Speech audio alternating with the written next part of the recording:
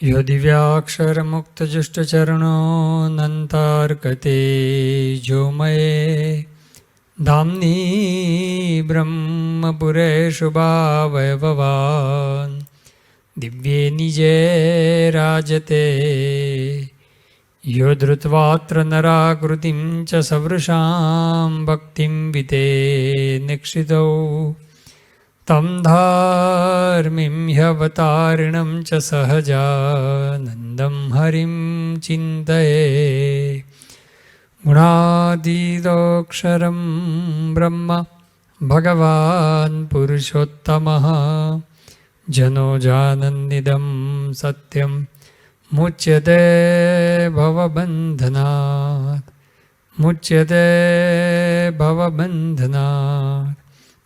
श्री स्वामिनारायण भगवाननी जय। अक्षर पुरुषोत्तम महाराजनी जय। गुणातीतानंद स्वामी महाराजनी जय। भगतजी महाराजनी जय। शास्त्रीजी महाराजनी जय। योगीजी महाराजनी जय। प्रमुख स्वामी महाराजनी जय। महंत स्वामी महाराजनी जय। प्रमुख स्वामी महाराज शताब्दी महोत्सवनी जय। स्वामीनारायण हरि वचनामृत गढ़ला प्रथमनु 40मु सविकल्प निर्विकल्प समाधिनु।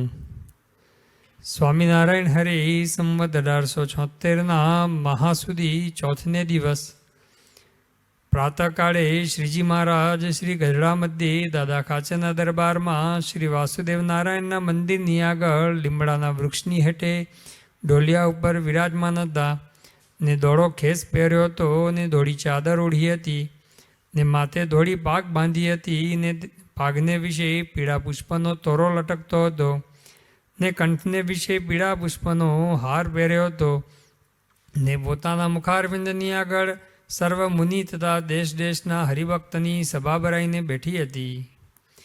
પછી શ્રીજી મહારાજને મુક્તાનંદ સ્વામીએ પ્રશ્ન પૂછ્યો છે, હે મહારાજ, સવિકલ્પ સમાધિ તે કેને કહીએ ને નિર્વિકલ્પ સમાધિ તે કેને કહીએ?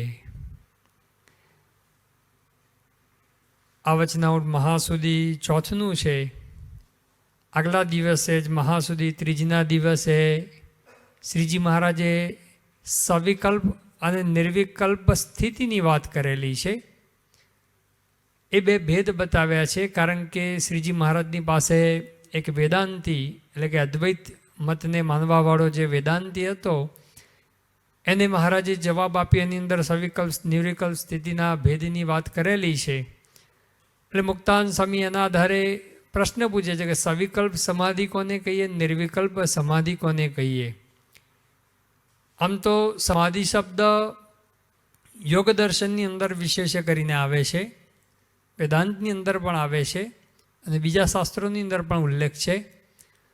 પણ યોગ દર્શનની અંદર જે સમાધિ આવે છે એ સમાધિ જુદી છે અને અહીંયા શ્રીજી મહારાજ જે કહેવા માગે છે એ જુદી પ્રકારની છે। પેલી જે સમાધિ છે એમાં 8 અંગ, એમાં 8મું અંગ સમાધિ છે। પહેલાં 7 અંગ સિદ્ધ કરે, યમ, નિયમ, આસન, પ્રાણાયામ, પ્રત્યાહાર, ધારણા, ધ્યાન અને સમાધિ, એ 8મું અંગ છે। પછી સમાધિમાં બે ભેદ પાડે છે ત્યાં યોગ દર્શનમાં, સંપ્રજ્ઞાત સમાધિ અને અસંપ્રજ્ઞાત સમાધિ। અસંપ્રજ્ઞાત સમાધિ શ્રેષ્ઠ ગણવામાં આવે છે કે જેમાં ધ્યાતા, ધ્યાન અને ધ્યેય એ બધું એકાકાર થઈ જાય। એમાં ડિટેલમાં આપણે નથી જતા, પણ એ સમાધિની વાતો પણ શ્રીજી મહારાજે કરી છે, નથી કરી એવું નહીં। પણ એ સમાધિ શ્રીજી મહારાજે કીધું કે સમાધિની અંદર જ્યાં સુધી રહે ત્યાં સુધી જ એને સુખ રહે, પણ એ સમાધિમાંથી જ્યારે બહાર આવે ત્યારે પછી એ તો પંચ વિષયમાં આસક્ત થતો હોય છે, વાસના પણ હોય એટલે સમાધિમાંથી બહાર આવતો હોય છે। એવી ઘણી વાતો શ્રીજી મહારાજે કરેલી છે। પ્રથમનું 60મું વચનામૃત, એમાં શ્રીજી મહારાજે કીધું વાસના જો જરાક રહી ગઈ હોય તો સમાધિવાળો હોય અને નાડી પ્રાણ તણાતા હોય તો પણ સમાધિમાંથી પણ એ પાછો આવે છે। આવી જ વાત પ્રથમના 73મા વચનામૃતમાં 73ની અંદર કીધી। મહારાજ કે વાસના હોય તો સમાધિની અંદરથી પાછો આવે છે। ગઢડા મધ્યનું પહેલું વચનામૃત, એમાં શ્રીજી મહારાજ પહેલાં પોતાની વાત કરે છે. મહારાજ કે રાત્રિ અમે સૂતા તો ઉત્તર ધ્રુવ દેખામાં આવ્યો, પછી દક્ષિણ ધ્રુવ પણ જોવામાં આવ્યો, અને આખું બ્રહ્માંડ છે ફાડકાની જેમ ફરતું હોય એવું દેખાયું. પછી જેટલું બ્રહ્માંડમાં છે એટલું આ શરીરની અંદર પિંડમાં પણ દેખાયું. પછી શ્રીજી મહારાજ કે ક્ષેત્રજ્ઞ એટલે કે આત્માની અંદર રહેલા પરમાત્મા દેખાયા. મહારાજને એવું કંઈ છે નહીં, પણ બતાવે છે પોતાના મિશે. પછી શ્રીજી મહારાજ કે પરમાત્માની અંદર એવી વૃત્તિ ચોંટી ગઈ કે કોઈ રીતે બહાર અવાયું નહીં. પછી એક ભક્તજને સ્તુતિ કરી બહુ, ત્યારે શ્રીજી મહારાજ કે દયાએ કરીને અમારે બહાર આવવાનું. પછી શ્રીજી મહારાજ કે અમે વિચાર કર્યો કે અમારે જે સમાધિમાંથી બહાર અવાયું એ તો કોઈ ભક્તજનની સ્તુતિ કરી, એની દયાએ કરીને બહાર અવાયું, પણ બીજા સમાધિમાંથી બહાર આવે છે એનું શું કારણ છે એ તપાસ કર્યો. ત્યારે શ્રીજી મહારાજ કહે કે પંચ વિષયને વિશે જે આસક્તિ છે એ આસક્તિને કારણે એ સમાધિમાંથી પણ બહાર આવે છે.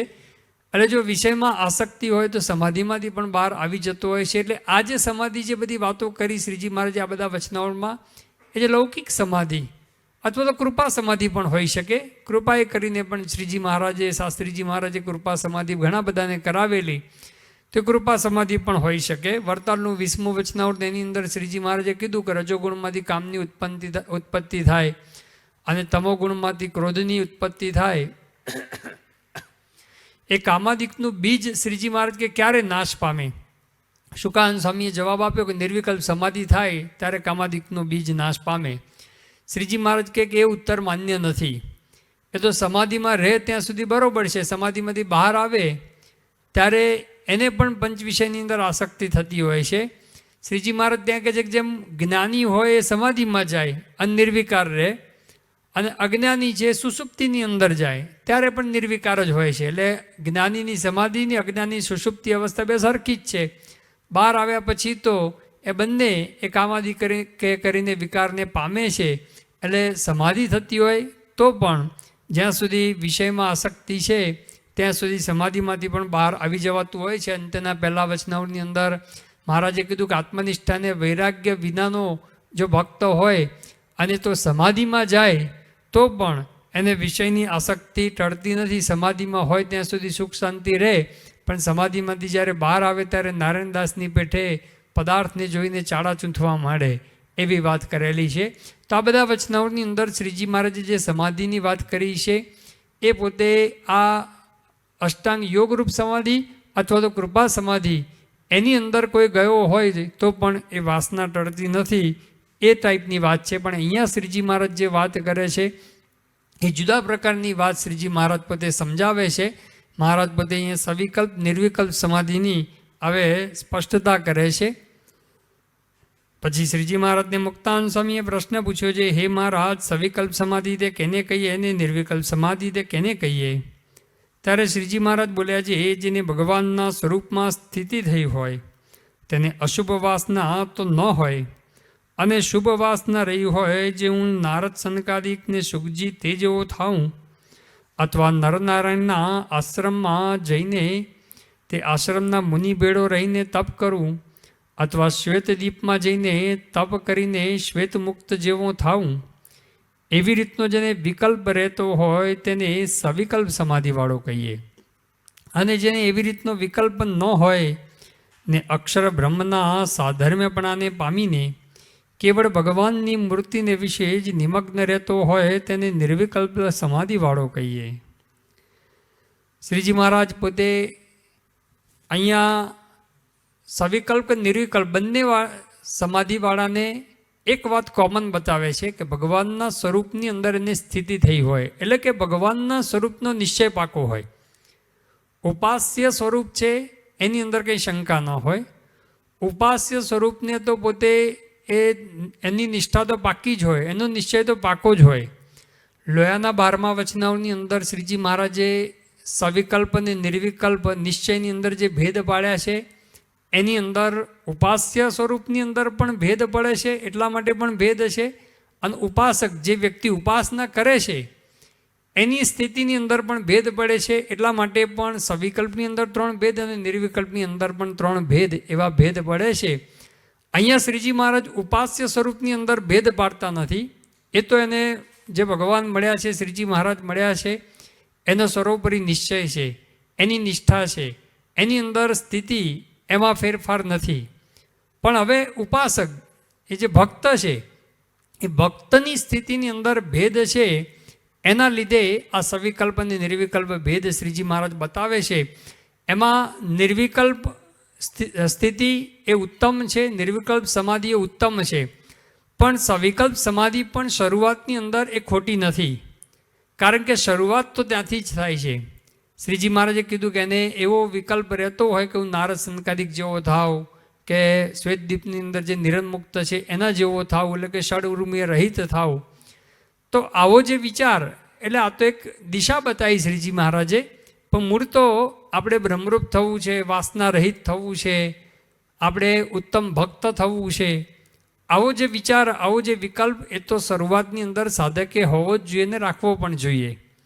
જે નિષ્કુળાનંદ સ્વામીએ પોતે પણ કહ્યું કે જળ ભરત જનક જય દેવ, એવું થાવું આપણે.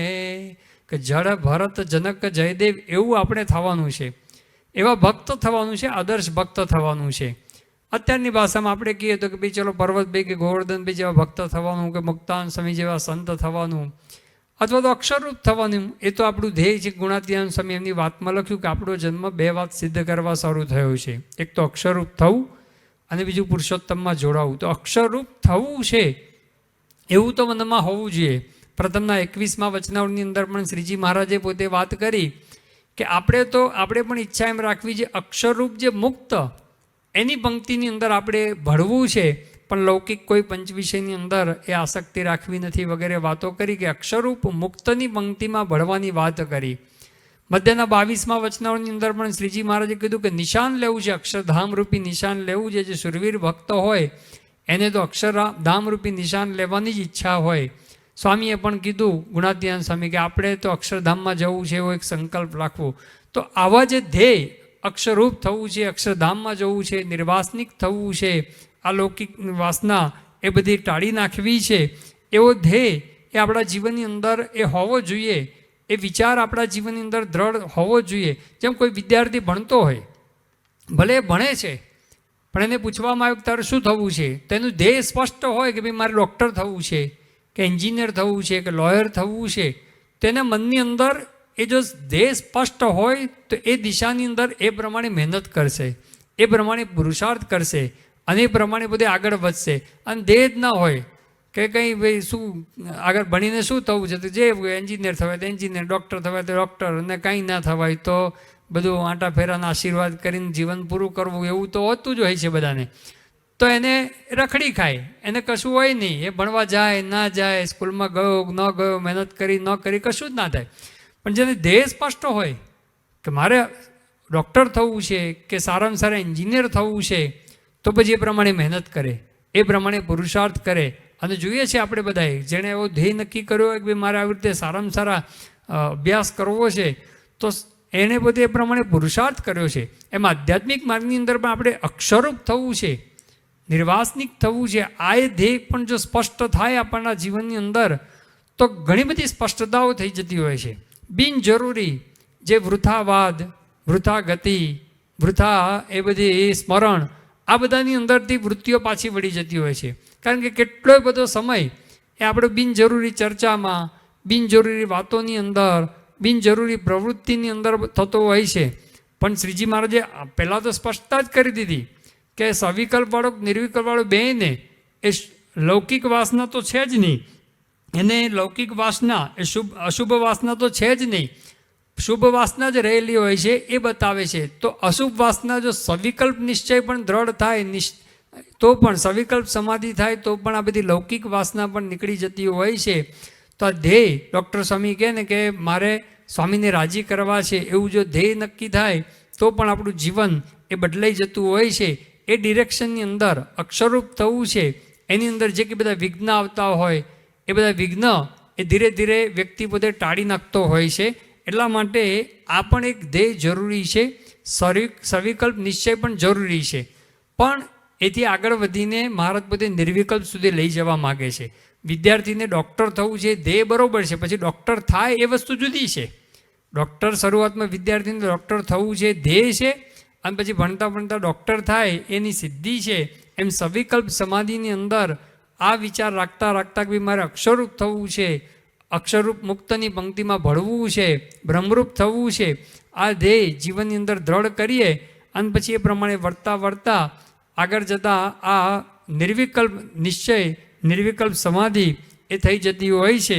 અને નિર્વિકલ્પ સમાધિની અંદર શ્રીજી મહારાજે તો એક જ વાત કરી કે અક્ષર બ્રહ્મના સાધર્મ્યપણાને પામીને, સ્પષ્ટ શબ્દ વાપર્યો છે શ્રીજી મહારાજે, અક્ષર બ્રહ્મના સાધર્મ્યપણાને પામીને, નહીં કે મુક્તના, અક્ષર મુક્તના નહીં.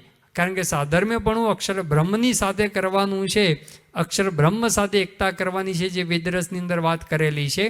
પ્રથમનું 23મું વચનાવૃત, એની અંદર આપણે આ વિષયની ઘણી સ્પષ્ટતાઓ જોઈ ગયા છે કે કેવળ આત્મારૂપ સ્થિતિ નહીં, પણ આત્માની અક્ષર બ્રહ્મ સંગાતે એકતા કરવાની છે. અને અક્ષર બ્રહ્મ સંગાતે એકતા કરી પરબ્રહ્મ પુરુષોત્તમ નારાયણની ઉપાસના કરવાની છે. પરબ્રહ્મ પુરુષોત્તમ નારાયણના એ 2 ચરણની ઉપાસના રહેશે, એ 4 ચરણની ઉપાસના નથી. આપણે અક્ષર અને પુરુષોત્તમની 2 મૂર્તિઓ પધરાવી છે, તો ઘણા લોકો કહેતા હોય છે કે ભાઈ 4 ચરણની ઉપાસના કરી નાખી, પણ 4 ચરણની ઉપાસના છે જ નહીં. આપણે અક્ષરરૂપ થવાનું છે અને અક્ષરરૂપ થઈ પુરુષોત્તમની ભક્તિ કરવાની છે. એના માટે અક્ષર અને પુરુષોત્તમની મૂર્તિ પધરાવવામાં આવી છે. અક્ષર બ્રહ્મના સાધર્મ્યની શ્રીજી મહારાજે વાત કરી, તો જેનું સાધર્મ્ય પામવાનું છે, જેના જેવા થવાનું છે, એ સામે તો હોવા જોઈએ ને, એ લક્ષ્ય તો સામે હોવું જોઈએ ને, નહીંતર તો કેવી રીતે ખબર પડે. એટલા માટે અક્ષર બ્રહ્મની જરૂરિયાત છે. અક્ષર બ્રહ્મ વિના, જેમ ડૉક્ટર થવું હોય તો પછી એન્જિનિયર પ્રોફેસર હોય તો ના ચાલે, એને પછી મેડિકલ કોલેજમાં ગયો હોય તો મેડિકલના જ એ પ્રોફેસર જોઈએ, ડૉક્ટર જ જોઈએ, એ પછી એન્જિનિયર કે લોયર ના ચાલે. એમ આપણે અક્ષરરૂપ થવું છે, અક્ષર બ્રહ્મના સાધર્મ્યને પામવાનું છે, મુક્તના નહીં. તો અક્ષર બ્રહ્મના સાધર્મ્યને પામવાનું હોય તો અક્ષર બ્રહ્મ જ જોઈએ. એ મુક્ત હોય તો પણ અક્ષર બ્રહ્મના સાધર્મ્યને આપણે ન પામી શકીએ. એટલે શ્રીજી મહારાજે સ્પષ્ટ નિર્દેશ કર્યો છે અક્ષર બ્રહ્મના સાધર્મ્યને પામવાનું. આવી વાત આપણે પ્રથમના 23મા વચનાવળમાં ઘણા બધા વચનાવળના રેફરન્સના આધારે જોઈ ગયા છે કે શ્રીજી મહારાજે બ્રહ્મ શબ્દ વાપર્યો છે, ક્યાંક ક્યાંક અક્ષર શબ્દ વાપર્યો છે, ક્યાંક અક્ષર બ્રહ્મ શબ્દ વાપર્યો છે. એની સાથે એકતા કરવાની જે વાત કરેલી છે એ વાત સારંગપુરનું 12મું વચનામૃત છે, ગઢડા મધ્યનું 3જું વચનામૃત છે. એની અંદર પણ પ્રકૃતિ પુરુષથી પર એવું જે અક્ષર બ્રહ્મ, એની સાથે એકતા કરી પરબ્રહ્મની સ્વામી સેવક ભાવે ઉપાસના કરવાની વાત કરી છે. અંત્યનું 26મું 26 વચનામૃત છે. લોયાનું 12મું તો મુખ્ય વચનામૃત જ છે, જે આપણે રોજ માગણી કરીએ છીએ કે નિર્વિકલ્પ ઉત્તમથી નિશ્ચય તવ ઘનશ્યામ, જે સંધ્યા આરતી પછી પ્રાર્થનામાં માગીએ છીએ. તો ઉત્તમ નિર્વિકલ્પ નિશ્ચય કોને કીધો? તો ત્યાં પણ આ જ વાત કરી કે અક્ષર બ્રહ્મના એ સાધર્મ્યને પામવાની વાત કરી. અને મધ્યનું 62મું વચનામૃત, ત્યાં પણ બ્રહ્મ સંગાતે એકતા કરવાની વાત કરી છે. શિક્ષાપત્રીની અંદર પણ શ્રીજી મહારાજે નિજાત્માનમ બ્રહ્મરૂપમ દેહત્રય વિલક્ષણમ એ શ્લોક લખ્યો, એમાં પણ આત્માની બ્રહ્મ સંગાતે એકતા કરવાની વાત કરી. એ જ વાત સત્સંગ દીક્ષામાં મોહન સાંઈ મહારાજે પણ 116મા શ્લોકમાં એ લખેલી છે. તો આ બધી વાતના આધારે એટલું કે અક્ષર બ્રહ્મનું સાધર્મ્ય પામવાનું છે, અને અક્ષર બ્રહ્મનું સાધર્મ્ય પામી બ્રહ્મરૂપ થઈ પરબ્રહ્મની ભક્તિ કરવાની છે. નિર્વિઘ્ન ભક્તિ છે. ગુણાતીતાન સ્વામીએ પોતે 5 વચનાવૃત વંચાવ્યા, પ્રથમનું 23, મધ્યનું 30, 45, અમદાવાદનું 2જું ને 3જું. આ વચનાવૃત વંચાવીને સ્વામી કીધું કે આ પ્રમાણે વર્ત્યા વિના કોઈને છૂટકો નથી. એ પછી મહારાજ સ્વામી કે આચાર્ય હોય, ભગવાન હોય, નાનો મોટો એનો ભગવાનનો દીકરો હોય, કોઈ પણ હોય, એને પણ આ પ્રમાણે વર્ત્યા વિના છૂટકો નથી. કારણ કે આ મહારાજનો મત છે. એમ કહીને નિજાત્માનમ બ્રહ્મરૂપમ વગેરે ઘણા બધા શ્લોક સ્વામી પોતે બોલ્યા. અને આ જ વાત કરી કે ભાઈ આપણે પણ અક્ષરરૂપ થઈ પરબ્રહ્મની ભક્તિ કરવાની છે. ગુણાતીતાની વાતોમાં તો વારંવાર આવે છે કે વાછડાને દૂધનો સ્વાદ હશે અને ઈતળીને લોહીનો સ્વાદ હશે, એમ નિજાત્માનમ બ્રહ્મરૂપમ એ સુખ એ દૂધનું સુખ છે. તો આ બધી વારંવાર વાત સ્વામીએ પોતે કે વાસના છે કોઈ રીતે ટળે નહીં, એ તો જઠરાગ્નિથી ટળી નહીં ને પ્રલયકાળના અગ્નિથી પણ બળી નહીં. એ વાસના ટાળવાનો ઉપાય તો મહારાજે શિક્ષાપત્રીમાં એક જ શ્લોક નિજાત્માનમ બ્રહ્મરૂપમ કહ્યો. તો જ્યાં સુધી અક્ષર બ્રહ્મના સાધર્મ્યને નથી પામતો ત્યાં સુધી એ નિર્વિઘ્ન ભક્તિ પણ કરી શકતો નથી. તેના માટે પણ આ અક્ષરરૂપ થવું એ જરૂરી છે. અને અક્ષરરૂપ થવા માટે અક્ષર બ્રહ્મ એવા ગુરુ, મોહન સ્વામી મહારાજ જેવા અક્ષર બ્રહ્મ જે ગુરુ, એની આવશ્યકતા છે. મોહન સ્વામી મહારાજે સત્સંગ દીક્ષાની અંદર પણ આ વાત લખી દીધી છે કે નોત્તમો નિર્વિકલ્પશ્ચ નિશ્ચય પરમાત્મન ન સ્વાત્મ બ્રહ્મ ભાવોપી બ્રહ્માક્ષરમ ગુરુમ વિના. કે ઉત્તમ નિર્વિકલ્પ નિશ્ચય સિદ્ધ કરવો હોય કે પોતાના આત્માની અક્ષર બ્રહ્મ સંગાતે એકતા કરવી હોય તો અક્ષર બ્રહ્મ ગુરુ વિના એ શક્ય નથી. અક્ષર બ્રહ્મ ગુરુ મળે તો જ આ સિદ્ધ થતું હોય છે. અને અક્ષરરૂપ થવાની આવશ્યકતા તો આપણે પ્રથમનું 20મું વચનાવળ, પ્રથમનું 23મું વચનાવળ, એ બધા વચનાવળની અંદર ઘણા બધા એના લાભ એ જોઈ ગયા છે. અને અક્ષરરૂપ ના થાય, આત્મારૂપ ના વર્તે તો કેટલી ખોટ છે એ પણ બધું આપણે જોઈ ગયા છે. એટલે આપણે એનું કંઈ રિપીટેશન કરતા નથી.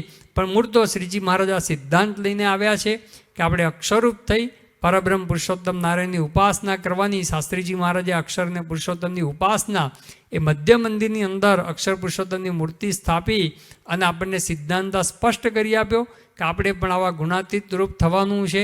અને પરબ્રહ્મ પુરુષોત્તમ નારાયણ શ્રીજી મહારાજની ઉપાસના, 2 જ ચરણની ઉપાસના એ કરવાની છે.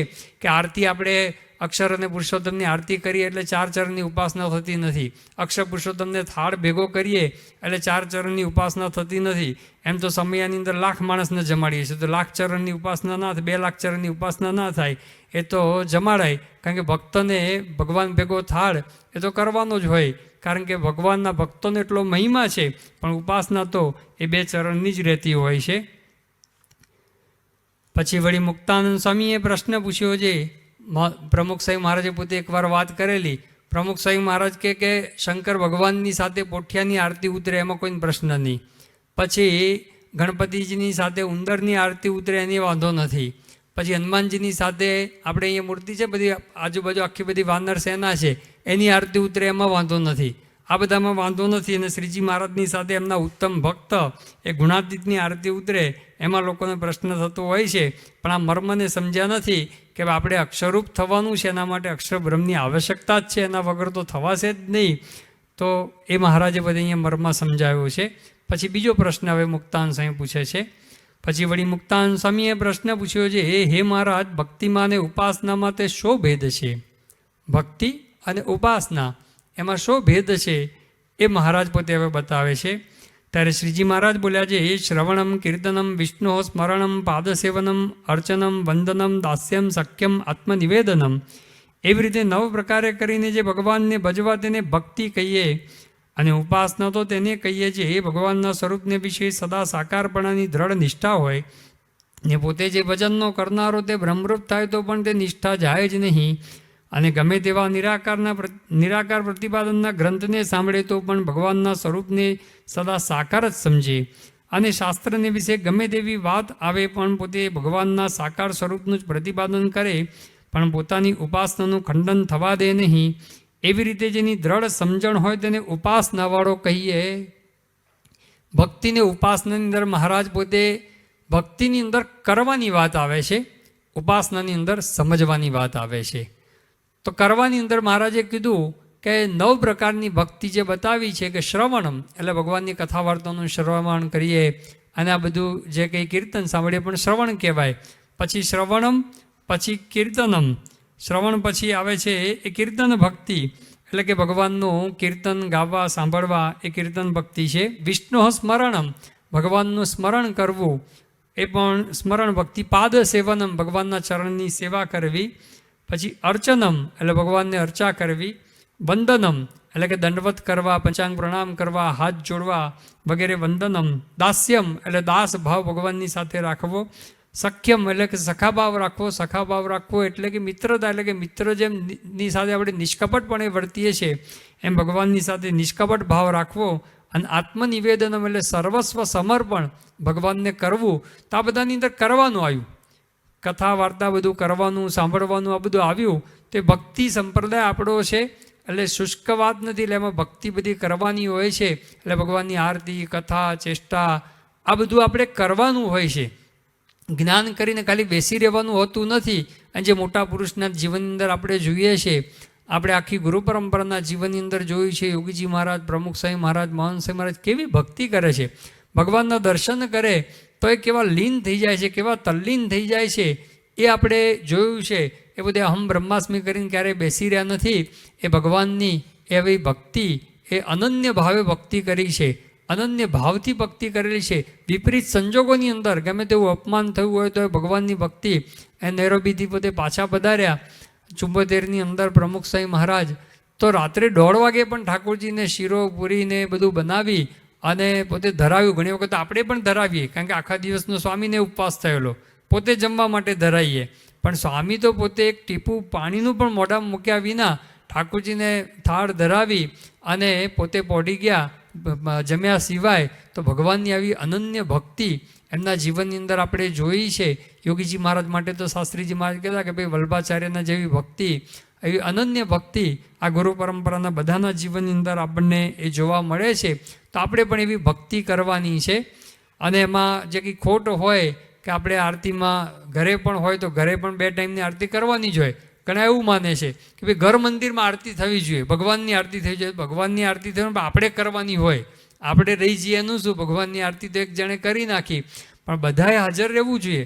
કદાચ કોઈક કારણવશ આપણે હાજર ન રહી શકીએ તો બોલી લેવી જોઈએ. આપણે ત્યાં ઊભા રહીને ઠાકોરજીના મંદિર પાસે જઈ અને બોલવાની. એવી રીતે આપણી પૂજા પણ વ્યક્તિગત કરવાની હોય. તો આ બધું કથા વાર્તાનું શ્રવણ એ પણ એ થવું જોઈએ. નિયમિત જો કથા વાર્તાનું આપણે શ્રવણ કરીએ તે શ્રવણ ભક્તિ થઈ કહેવાય. એ ઉત્તમ કહેવામાં આવી છે. મહારાજે અંત્યના 24મા વચનાવળમાં કીધું કે 9 ભક્તિ છે એમાં શ્રવણ ભક્તિ છે એને મહારાજે શ્રેષ્ઠ કીધી. કારણ કે કથા વાર્તાની અંદરથી જ રૂડા ગુણ પ્રાપ્ત થતા હોય છે, એટલા માટે મહારાજે આ ભક્તિને શ્રેષ્ઠ ગણી છે. ત્યાર પછી ઉપાસનાની અંદર શ્રીજી મહારાજ અહીંયા એક જ ઉપર ભાર મૂકે છે, સાકારપણા ઉપર. કદાચ એવી પણ શક્યતા હોઈ શકે કે આગલા દિવસે અદ્વૈત વેદાંતિ આવેલો છે અને એને મહારાજે જે પ્રશ્નના ઉત્તર આપ્યા, મહારાજે જે બધી શંકાઓ કરીને એમાં પોતે કંઈ સમાધાન આપી શક્યો નહીં. પછી શ્રીજી મહારાજે જે બધી વાત કરી અને એને વાત ગળે તો ઉતરી ગઈ અને મહારાજનો આશ્રિત પણ થયો. પરંતુ શ્રીજી મહારાજના આશ્રિત થયા પછી પણ મનમાં ઊંડા પણ આ નિરાકારપણાના જે પાસ રહી ગયા હોય એ નિર્મૂળ કરવા માટે પણ શ્રીજી મહારાજે અહીંયા એકલા સાકારપણા ઉપર વિશેષ ભાર મૂક્યો છે. પણ આખા વચનામૃતના આધારે આપણે જોઈએ તો શ્રીજી મહારાજે ઉપાસનામાં 4 મુદ્દા સમજવાની વાત કરેલી છે, જે આપણે પ્રથમના 37મા વચનામૃતમાં જોઈ જ ગયા હતા કે મહારાજે ત્યાં ઉપાસનાની અંદર સર્વોપરીપણું, સર્વકર્તાહર્તાપણું, સદા દિવ્ય સાકાર અને પ્રગટ, આ 4 મુદ્દા શ્રીજી મહારાજે સમજાવેલા છે. એટલે કે આમાં સમજવાનું છે. સર્વોપરીમાં પણ સમજણ જ દ્રઢ કરવાની છે કે શ્રીજી મહારાજ સર્વોપરી ભગવાન છે, સર્વાવતારના અવતારી છે. એવી રીતે સદા દિવ્ય સાકાર છે ભગવાન, એ સમજવાનું છે. અને સર્વ કર્તાહર્તા છે ને એ અક્ષર બ્રહ્મ દ્વારા પ્રગટ છે. આ 4 મુદ્દા સમજવાના છે. પણ અહીંયા વિશેષ શ્રીજી મહારાજ સાકારપણાનું ખૂબ પ્રતિપાદન, જો કે વચનામૃતમાં પણ શ્રીજી મહારાજે અવારનવાર સાકારપણાની ખૂબ વાતો કરેલી છે. કારણ કે એ વખતે ઘણા બધા આવી રીતે નિરાકારમાં માનવાવાળા હતા. એમાંથી શ્રીજી મહારાજની પોતે આકર્ષણ, શ્રીજી મહારાજનું જે આકર્ષણ, શ્રીજી મહારાજનો પ્રભાવ એ જોઈને આવી તો ગયા હોય, પણ છતાં પણ મનની અંદર જે બધા ભાવ રહ્યા હોય એ નિર્મૂળ થઈ જાય. એના માટે શ્રીજી મહારાજે વારંવાર આ ભગવાન સદા સાકાર છે એવી વાત કરી છે. અહીંયા પણ મહારાજે કીધું ભગવાન સદા સાકાર જ છે. શ્રીજી મહારાજે લોયાના 16મા વચનામૃતમાં ત્યાં સુધી કીધું કે જો ભગવાનને નિરાકાર માને તો સર્વગુણે સંપન્ન હોય. સર્વગુણે બધા જ ગુણ બીજા હોય, આધ્યાત્મિક ગુણો, પણ ગુણ માત્ર દોષરૂપ થઈ જાય. જો ભગવાનને નિરાકાર માને તો આટલો બધો ભાર ભગવાનનો દ્રોહ કર્યો કહેવાય. એવી વાત શ્રીજી મહારાજે પ્રથમનું 71મું વચનાવળ, મધ્યનું 39મું વચનાવળ, વડતાલનું 2જું વચનાવળ એની અંદર મહારાજે પોતે કરેલી છે. અને સદા સાકાર શબ્દ આમાં પણ વાપર્યો છે શ્રીજી મહારાજે. અને બીજા ઘણા બધા વચનાવળમાં સદા સાકારનો અર્થ એવો કે ભગવાન પૃથ્વી ઉપર તો સાકાર છે, કારણ કે આવું તો ઘણા બધા માને છે કે ભગવાન પૃથ્વી ઉપર અવતાર ધારણ કરે ત્યારે સાકાર, પછી એ નિર્ગુણ નિરાકાર એવું માને છે. પણ શ્રીજી મહારાજ કે સદા સાકાર એટલે પૃથ્વી ઉપર પણ સાકાર અને અક્ષરધામની અંદર પણ, એ ભગવાનના ધામની અંદર પણ ભગવાન એ સાકાર જ છે. એવી વાત શ્રીજી મહારાજે ઘણા બધા વચનામૃતની અંદર એ કરેલી છે. સદા સાકારપણાની વાતો અંત્યનું 7મું વચનાવૃત છે, પ્રથમનું 71મું વચનાવૃત, અંત્યનું 35મું વચનાવૃત, પંચાળાનું 7મું વચનાવૃત, પ્રથમનું 37મું વચનાવૃત વગેરે વચનાવૃતની અંદર ધામમાં પણ સાકાર છે અને આ લોકમાં પણ સાકાર છે એવી વાતો મહારાજે કરેલી છે. શ્રીજી મહારાજ પોતે ભગવાન જ છે, જે ધામમાં છે એ પોતે જ કહે છે. શ્રીજી મહારાજે મધ્યના 13મા વચનામૃતમાં કહ્યું કે ધામને વિશે જે મૂર્તિ છે તે જ આ પ્રત્યક્ષ મહારાજ છે. મૂર્તિ છે એવો શબ્દ વાપર્યો છે અને આગળ ધામનું વર્ણન પણ કરેલું છે કે ધામમાં જે મૂર્તિ છે દ્વિભુજ છે અને અતિશય તેજોમય છે, એટલે શ્યામ નથી જણાતી, શ્વેત જણાય છે, આવી વાતો કરેલી છે. લોયાના 14મા વચનામૃતમાં પણ મહારાજે કીધું સર્વથી પર તેજનો સમૂહ છે અને એને વિશે એક મોટું સિંહાસન છે, એની ઉપર એ પુરુષોત્તમ નારાયણ વિરાજમાન છે, એવી વાતો મહારાજે પોતે કરેલી છે. તો ધામની મૂર્તિનું વર્ણન શ્રીજી મહારાજે સ્પષ્ટ પોતે જ કરેલું છે. મહારાજે ઓરડાના પદની અંદર પણ કીધું કે મારું ધામ છે રે અક્ષર અમૃત જેનું નામ, તેમાં હું રહું રે દ્વિભુજ દિવ્ય સદા સાકાર. મહારાજ કે બે હાથ એટલે બધું જ સમજી લેવાનું, બે હાથ, બે પગ, બે આંખો, બધું જ પણ દિવ્ય છે. બધું આપણે સાકાર સમજીએ પણ મનુષ્ય જેવા નહીં, બધું દિવ્ય છે. એ દિવ્ય આકારે યુક્ત છે, પણ મનુષ્યના જેવો આકાર દિવ્ય આકાર છે ભગવાનનો ત્યાં આગળ, એ સદા સાકાર છે. એ મહારાજ ત્યાં ધામની અંદર વિરાજમાન છે. એવી વાતો મહારાજે ઘણા બધા વચનાવળની અંદર પણ એ આપણને કરેલી છે. અને તેના 38મા વચનાવળમાં પણ મહારાજે કીધું કે સાંખ્યાદિક શાસ્ત્રોનો મેં વિચાર કરીને એમ નક્કી કર્યું છે કે પ્રકૃતિમાંથી ઉત્પન્ન થયા જે આકાર માત્ર એ મિથ્યા છે, નાશવંત છે, કાળે કરીને નાશ પામે છે. પણ અક્ષરધામને વિશે ભગવાનનો જે આકાર છે એ મહારાજ કે ભગવાનનો આકાર છે દિવ્ય છે, અતિશય પ્રકાશે યુક્ત છે. અને અક્ષરધામને વિશે ભગવાન અને ભગવાનના જે ભક્ત છે એ દ્વિભુજ છે. એ મહારાજ કે એ બધા બે ચરણ છે, બે દ્વિભુજ છે, એવી સ્પષ્ટ વાત ત્યાં આગળ પણ કરેલી છે. તો અહીંયા પણ શ્રીજી મહારાજ ઉપાસનામાં વિશેષ સાકારપણાની વાત કરે છે.